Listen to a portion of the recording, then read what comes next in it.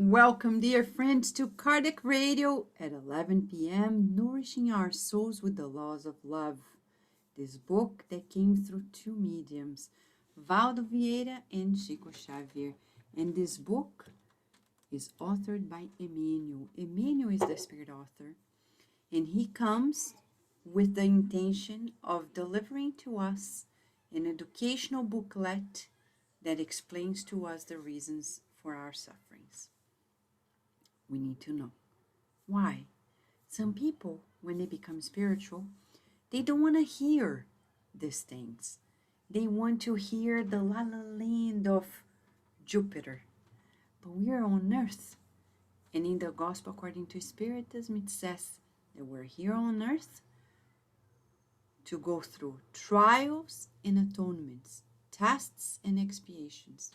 Well, it's the nature of our school on earth. And that means we can enjoy it as long as we focus. And that's why today we're studying another beautiful chapter. It's a chapter we've been studying for the last episodes. And now we're entering deeper, much deeper understanding in several questions and answers that we will bring together today in this new chapter, which is about the consequences of the past, which is chapter 6 of this book.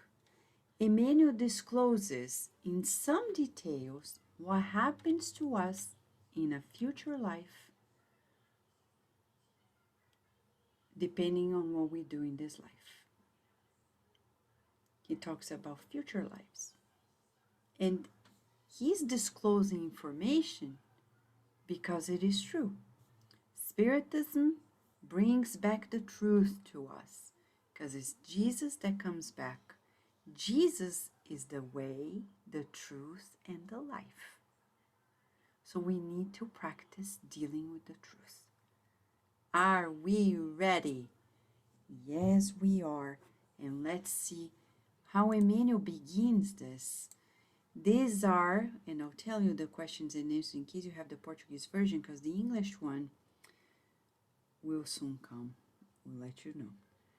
But we are talking about diseases like congenital diseases, when somebody is born, suicides. Let me share some slides with you because this is too rich to be only spoken. All right? So here we have, 1 second.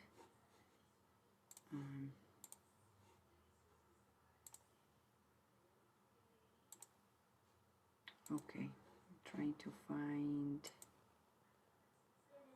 my very slide, and we'll do it again.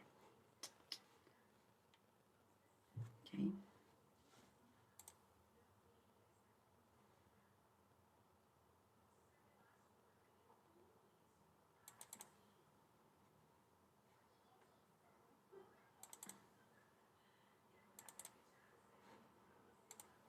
Okay, hold on. I'm just fixing something in the computer. All right. It's opening for us. The PowerPoint. All right. So here we are. Yeah, it's a beta version that they have. And I'm going to skip to slides. These are some of the things we have prepared, right? For the past. Now we are right. This is so much we've done. Yeah. Emmanuel has a lot to share with us. And here we come. Action, reaction, many lives. So let's see. First, we're going to talk about the consequences, right? Of the past. Like, why are we born with congenital diseases? With diseases that, you are just born with. There were crimes, great crimes, performed in the past. If it's based on this rule, nobody could be spared. So why doesn't everybody because many people commit great crimes, and it's more the majority, at least in the past, if you look at history. Why aren't we all always born like this? Because we need to be ready for it. Not everybody is ready to go through it. So maybe it's going to take lifetimes for us to go through it, or not. But the interesting thing is, understand how to prevent the occurrence of crimes. It's prevention. What about suicides? You know the answer. Memoirs of a Suicide. Here we come. Long suffering in the spiritual realm, followed by frustrated rebirths. And then the deficient spiritual body will impact the physical brain. We're going to be reborn with impaired brains and other obscure illnesses. So you and I are being invited to think and tell everybody, don't be shy. If somebody says, I want to commit suicide, run. Don't think, they won't. They're just saying, no. According to psychiatry, psychology, if people say it, they need help. They need help. And we need to tell them that they are love. Because sometimes we look at them and we say, you're so loved. We love you. They know. But as a wonderful psychologist who is a spiritist said, Celia Regina George, she said, they are like this because they are not allowing themselves to love. The love may happen, but it's like they have to love. So we need to remind them, your love, your light, your joy of living, your love. Come on, you were born to help. Jesus counts on you. God counts on you on earth. You're important. You can't quit life. It is on us to team up and do not let go of helping out, reaching out. Did you know, in Brazil, there is a 1-800 hotline for suicides. You call if you're thinking of it, and it was created by spiritists in Brazil after they read the book Memoirs of a Suicide by Ivone Pereira. It was through that book that 3 young men who were spiritists created this national hotline, this beautiful service. It's not only a hotline, it's a beautiful service that reaches out to suicides, to people who are suicidal. Food for thought. You and I have so much. Ivone Pereira, she only found relief because she was a former suicide in previous lives. She renewed herself as she did the good works. So you and I, to prevent issues, we need to do the good as much as we can. Then, okay, what about, it was asked, Emmanuel, what about those who committed passionate crimes, like war criminals, people who've profited from civil rights movements because they wanted to hide their own crimes, so they used that national movement. People who exploited human suffering, like slavery, slanderers, people who work on abortion clinics. Next life, they come back in other reincarnations together with the victims.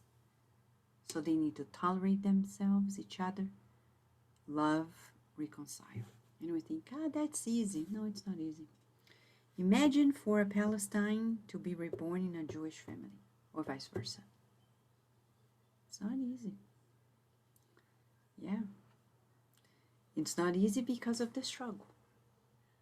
Imagine you slander somebody, and then tomorrow this person comes in your own family and you have to love. Right? Food for thought.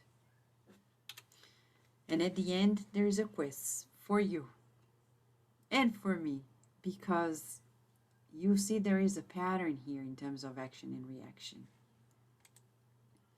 What about people who didn't commit the crimes, but they were accomplices? They were witnesses of mistakes, errors, crimes. So Emmanuel says they receive in their own arms those they supported in crimes, offering their homes a regeneration workshop. So they will be our children. We supported them in the crimes. We didn't do, or we just witnessed. Now they come back as our children so we can educate them. Interesting, huh? Now, what about when we induce others to crimes, addictions, to what Emmanuel describes as moral bankruptcy? It says the next life, they come back among tribulations and to help under the same roof the ones they sent to the abyss of crimes and addictions. Think of drug dealers. They're going to receive in their own homes the children, as children, those that they induce to crimes or addictions. You're seeing the pattern that we're creating here? There's a pattern. What about when we squander the treasures of emotion and idea? For example, when we are a writer and we write things just to create more confusion in people's minds. What if we're just inciting people to crazy emotions? In the next life, in the spiritual realm, we're going to wander like mentally ill people, and inevitably we will be reborn with illnesses. And we think mental illness is only in the physical body. No. It's in the spirit's body, mental body, and then the spirit, and then the physical body. Wow. What about another case? Sexual imbalances. People who watch porn, who have several partners, who cheat, who prostitute themselves. What's going to happen in the next life? If not, it starts in this life. They have reproductive inhibitions. So we're talking about impotency, etc. And precocious tiredness. And you see this a lot nowadays. Many people who get tired, they're still young. And we're not talking about children. We're talking about adults. Because their minds are not renewing, regenerating themselves when they don't have muscular dystrophy, epilepsy, and cancer in between. Well, don't be scared.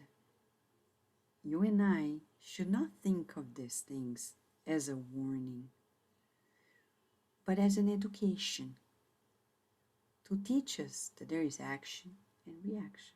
For example, if we go to the last three, if we overeat, which is so common in our society, especially in Eastern society, Western society, we will suffer from ulcers, gastric illnesses that will persist as long as we still have those imbalances imprinted in our perispirit. So we have a lot to conquer. And you know that when we get older, we should eat less. But it's funny because we have freedom and we can choose, but we should wisely eat less.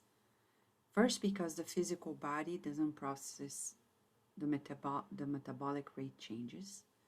But spiritually, when we go closer and closer to this carnation, our vital centers, the solar plexus, which is at the level of the stomach, produces vitality. When we're overusing it, we're draining our energies. Plus, we make connections with spirits that suck our energy too. The same happens for people who drink alcohol. They come back with mental illness and mental impairment. Emmanuel is very straightforward. He doesn't sugarcoat it. He doesn't say, oh, maybe. They come back with mental illness and mental impairment. And I've heard that in this pandemic, people were over drinking. What a shame. Shame on us, the ones who know God, Jesus, and we're not doing enough. So these people know that it's not the way to go. We all in the world, those who believe in God, those who feel the good, must. It's not a they can, they could, they should. It's a must. When we know this much, we need to share. That's why we are Cardiac Radio. We're sharing all the time. It's going to be 10 years. Why? Because we can't keep it for ourselves alone. We need to share. Share is care. Share is care. And what when we don't care? The final question. Emmanuel included in the scope of consequences of the past when we commit slander. And slander may be as innocent as, I'm not sure about the story, but because this person that I like thinks it's true, I'm just going to agree. And I say, yeah, I believe that person not good. That's slander, because it's going to pass from us to other people. So we need to be very diligent in dealing with the truth and saying, I don't know if this is true or not. If anything is going to harm people's lives, we can't go there. And that's why here we have the answer. If we commit ourselves to slander and slanderous crimes, we go through vast periods of deafness and muteness, preceded or followed by related dystonias, meaning illnesses of hearing and speaking, disturbances, because we didn't use this well. So you and I are being invited today to recall in programs ago at Laws of Love when we talked about predisposition of illnesses. And you may remember when we shared the screen to talk about what André Louis says in the book. You remember the book, Mechanisms of Mediumship. He says, when we commit a great crime, inevitably, we're going to create nodules of vibratory disturbance that in their turn will lead us to predispositions to illnesses. And friends, when we get ill, we don't want to tell anybody, right? Because we are like, oh, I don't want people to think that I'm being punished. That's a practice of humility. Yes, we get sick, and from now to death, we're going to get sick. And there is a moment we are not going to even carry our bodies because people are going to carry us in a casket. So why being so proud of ourselves? Chico Xavier never hid his illnesses, neither did Waldo Franco. Why? Because that's human. And Jesus, our guide and model, he didn't shy away saying, please don't look at me because I'm going to be crucified. He allowed everybody, even his mom, to see it. He could have said, Mom, go home. Don't watch it. He could have told his disciples, stay at home and I'll go through this by myself. No. He humbled himself. He allowed himself to be seen, to be martyred. He allowed himself even to be helped. See how far we are from it? When we do this program today, Action and Reaction in Many Lives, Emmanuel doesn't want us to feel afraid. He doesn't want us to hide. He doesn't want us to think we're being punished. He wants us to understand that we're being lovingly educated by God. That the pains that we feel are pains we've created with our own minds. We need to redeem ourselves and say, oh Lord, why did I forget to love? It would have been so much better instead of holding grudges and resentments and creating kidney stones. Yeah, because we haven't loved. And that's okay. Now we know.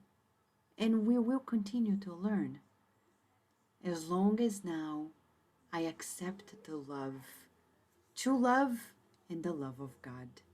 Because when I decide to love, I decide to allow God's flow of love to go through me without obstacles. So we're going to say a prayer. In gratitude to you, God, for this wonderful opportunity to learn that love is the most important thing. We thank you, God. We thank you for teaching us through Emmanuel, Chico, Xavier, Waldo, Vieira, our guardian angels who brought us here together. And we hope many people have the opportunity of knowing this, so they can also make better choices. We hope we make better choices. And we want to say, we love you. And we want to learn to allow the flow of your love to go through us without obstacles. Thank you, and so be it. That's the exercise we're going to do in the next 24 hours. We're going to pray. Thanking God for the corrections. Thanking God for the opportunities to redeem ourselves with the physical body. Thanking the physical body and saying, thank you for being my partner in this cleansing and strengthening opportunity. Thank you, friends, for being here with us at Cardiac Radio once again. We wish you many blessings, and until tomorrow, God willing.